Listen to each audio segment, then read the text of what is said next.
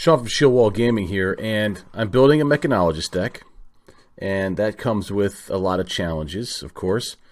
And I'm starting to test some things on Untap, which is the main app that a lot of people are starting to use online. I'll show you that here in a second. I'm actually going to be doing a video on how to set up Untap for Flesh and Blood. But I've seen a lot of different deck lists around. This is a variation that I saw from Scarlet Jeremy. Credit to him on Discord. I really like that build. It's very aggro. It plays off of boost a little bit, but the real, I guess, focus of the deck, from what I can see, every deck that you build, it's what is the deck trying to do, and it's Convection Amplifier. So, of course, with Dash, you get to start with a card on the battlefield when you start the game. And so this is what you would start with, and you're going to try to, at any point, get all three of these on the board and be able to push, dominate at least 6 times through attacks. And so basically what this does, you remove a steam counter from it, and the next action card you play this turn gains dominate and go again. Now, I thought about a couple of different things here, and the idea would be, okay, well, what are we trying to give dominate to push through? Scarlet Jeremy had a really cool idea of, if we look at this as the deck list, he had a really cool idea of Command and Conquer, which this is Untap, and it's currently lagging on me. There we go. So Command and Conquer would be the 2 cost. This would be the red version. Actually, no, this not. There's only a red version because it's a Majestic. Defense reactions can't be played to Command and Conquer's Chain Link, and the Command and Conquer hits a hero, destroys all cards in their arsenal. And so you can't play any defense reactions, and then Dominate wouldn't allow you to play anything from hand. So this would be just a way to force through damage. Something else that I put in that I like with that is Locked and Loaded. It gives us another blue card. It gives us another Mechanologist card.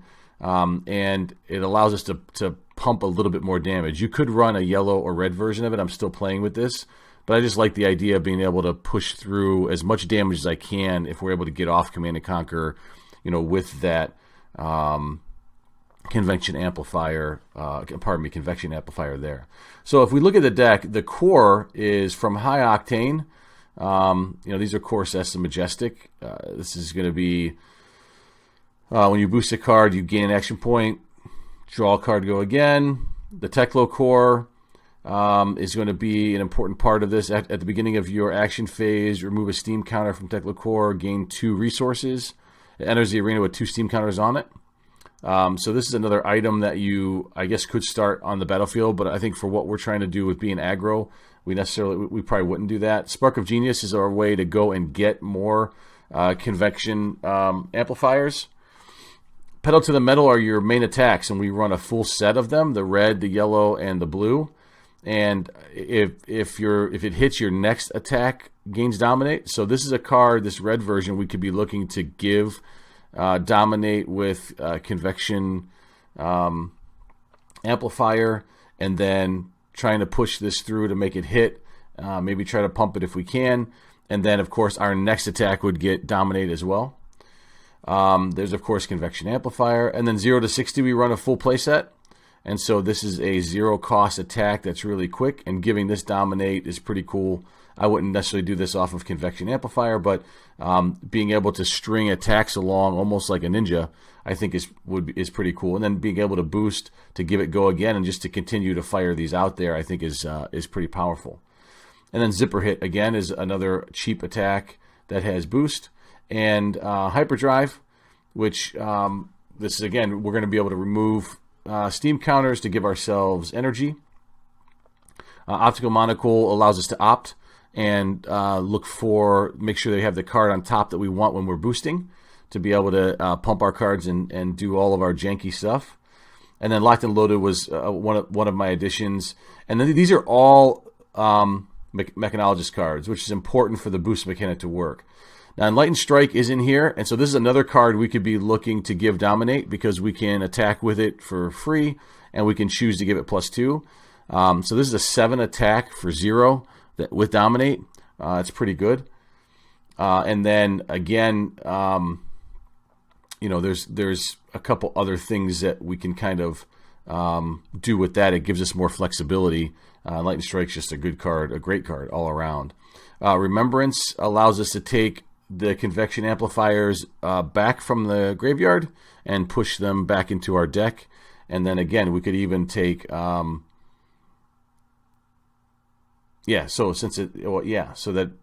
absolutely. So the nice thing about Remembrance is it's any action card, and so that allows us to take both Convection Amplifier and then our fetch as well, Spark of Genius, and be able to keep them rotating through our deck, and we can go find what we need. And then Fate Foreseen is one of our only defense reactions. And then we already talked about Command and Conquer. So that's kind of the general build. It is running Achilles Accelerator for the Arcane Barrier, and also the ability to gain 1 action point. Again, Arcanate Skullcap gives us the Arcane Barrier 3. Goliath Gauntlet allows us to, again, pump an attack, pumping, going Goliath, hitting 2 mana, 6, giving this Dominate. So it'd be hitting for 8 with Dominate, and you can't play reaction cards. Like, you're just able to get through a lot of damage fast. And then Teklo Foundry Heart is something that I don't know if in paper I'll be playing, of course, but any of these legendary equipments are critical to most of them. I wanted to talk through the sideboard real quick. So we have Art of War, which is a good flexible card that you can kind of use in a lot of different situations. I mean, it's brand new, so I'm still trying to think about all the implications of this.